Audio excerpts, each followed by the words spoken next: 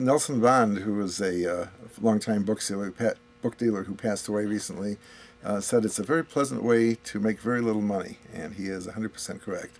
But I've done it now for over 40 years, and I still like selling books. I started when I was a student at Michigan State, BC, before computers. In 1969, I had a job during the summer where I was editing a magazine, and I had a lot of free time to read. At the end of the summer, I put up a bunch of paperbacks for sale, and it was swamped with people wanting to buy science fiction paperbacks.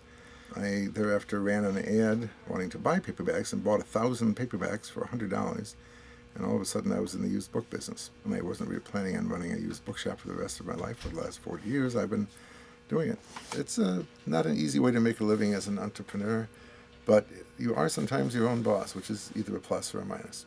Economically, these are tough times for everybody, and it's a challenge now because there's more competition than ever before. There are more places where people can order books online, and much more competition, both buying and selling. Well, I think we have better quality than many of the places that do, although it's hard to say because I don't go visiting a lot of bookshops, but what I've been told from the customers who do, you don't have to sort through a lot of junk to find the good stuff like you frequently do at some places. We're not a flea market. We're not going to find books for a dime.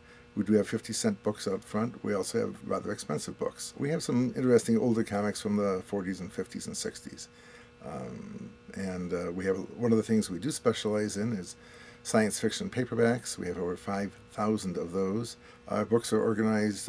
We have different sections and try to be alphabetical within the sections. On our second floor, we have sports, movie, entertainment, rock and roll, and anime material.